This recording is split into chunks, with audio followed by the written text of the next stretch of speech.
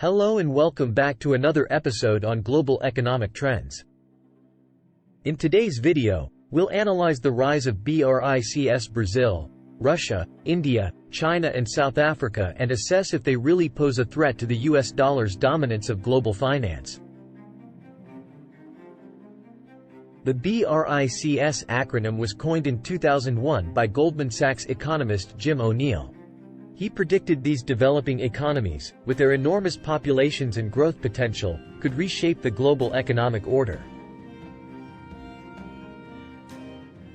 2 decades on, Brics now accounts for over 40% of world population and 25% of global GDP.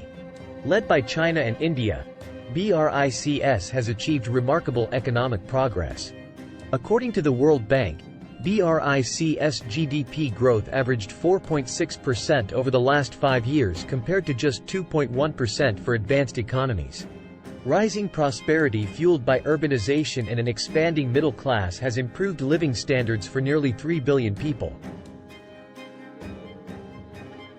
Now, Brics aims to translate its rising economic might into greater political and financial influence globally. Central to this ambition is ending the US dollar's hegemony as the dominant reserve currency. The dollar has enjoyed exorbitant privilege since World War II as the primary currency for international trade, finance and foreign exchange reserves. This gives Washington enormous leverage over the global financial system. However, dollar dominance has repeatedly been a thorn for emerging markets. Brics now seeks to challenge its supremacy for 3 compelling reasons.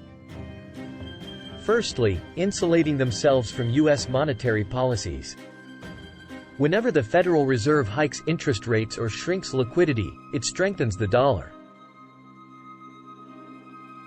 This exacerbates capital flight and financial contagion for emerging markets, as witnessed in the 1997 Asian and 2013 taper crises.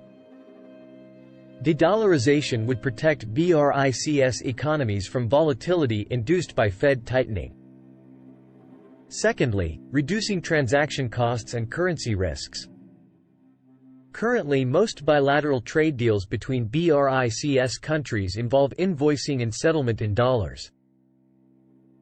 Direct currency trading would eliminate conversion and hedging costs. It also minimizes exchange rate fluctuations, providing exporters and importers greater stability.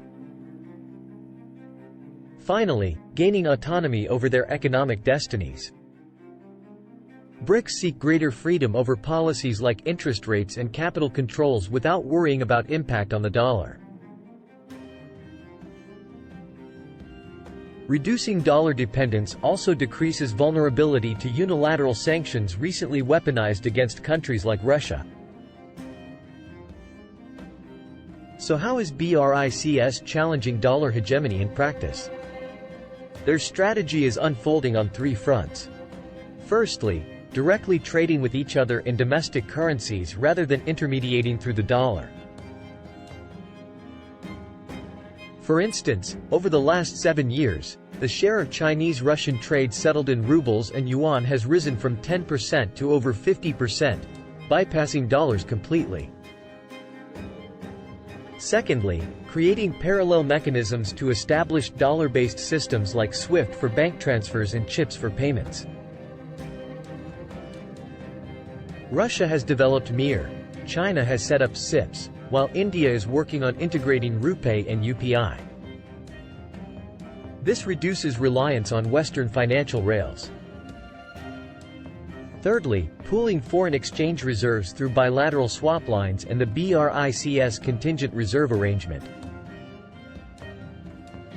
The $100 billion CRA fund gives Brics central banks access to liquidity in local currencies, obviating the need for dollar reserves. A watershed moment came in 2014 when Brics launched the new development bank to mobilize infrastructure financing. Headquartered in Shanghai, the NDB was conceived as a counterweight to the Western-led IMF and World Bank. It has funded over 80 projects with a total loan portfolio of $30 billion so far.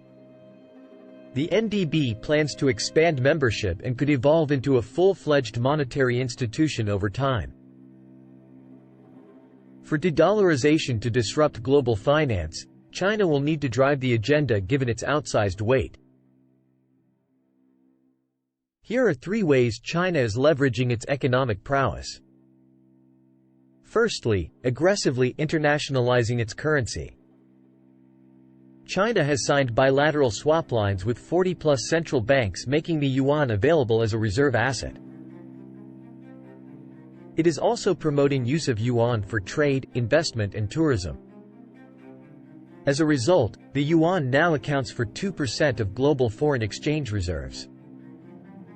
Secondly, pricing major commodities in yuan.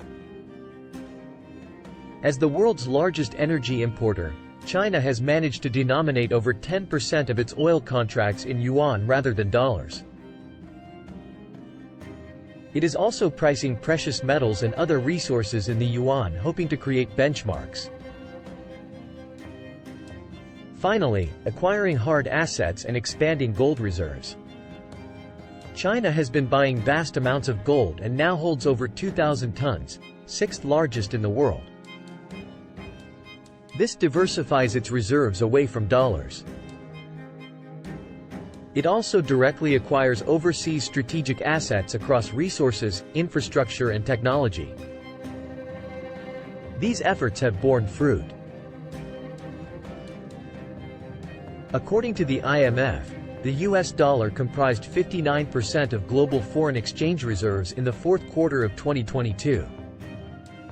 This is down from 72% in 2000. Meanwhile, the yuan now accounts for 3.2% of forex holdings, up from just 0.5% 5 years ago. Projections indicate this diversification away from the dollar could accelerate. A Morgan Stanley study forecast the greenback's share of global reserves could sink to 49% by 2030. This reflects expectations of central banks allocating more reserves to currencies like the yuan and euro. However, the dollar is far from being displaced as the dominant international currency. It remains the first choice for invoicing trade, denominating debt and transacting across borders. The unparalleled liquidity and transparency of U.S. capital markets ensure the world still runs on dollars. Furthermore, there are no credible alternatives yet to rival the dollar's institutional maturity. But its share of global activity has undeniably been shrinking for 2 decades now. Like the decline of prior technologies like the PlayStation and BlackBerry, the dollar's first-mover advantage is slowly being eroded. This is being hastened by policies and sanctions that incentivize de-dollarization. Blunt tools like unilateral bans on dollar clearing present a trade-off between security and maintaining reserve status. Rather than an outright collapse, a realistic future scenario is a multi-currency reserve system where the dollar remains primus inter pares, first among equals. The yuan and euro could take on more prominent roles in their respective regions. For instance, we see Russia accepting yuan for energy exports while EU trades more actively in euros. This spheres of influence model points to a hybrid system, not outright displacement of the dollar. The rise of cryptocurrencies like Bitcoin also have profound implications for traditional monetary regimes. While regulations are still evolving, the decentralized nature of cryptos makes them difficult to co-opt into the existing financial order. Policies will have to be nimble to respond to these technological shifts. Incumbents who fail to adapt face the fate of Kodak when digital photography transformed the industry. While Brics pose a credible challenge to dollar dominance, predictions of the dollar's death may be exaggerated. Its entrenched strengths and absence of alternatives means U.S. monetary power will endure, albeit more diffused. Tectonic shifts are underway in the global financial landscape. I hope you enjoyed this episode analyzing the complex interplay of rising BRICS and the dollar's future. Thank you for watching and see you next time.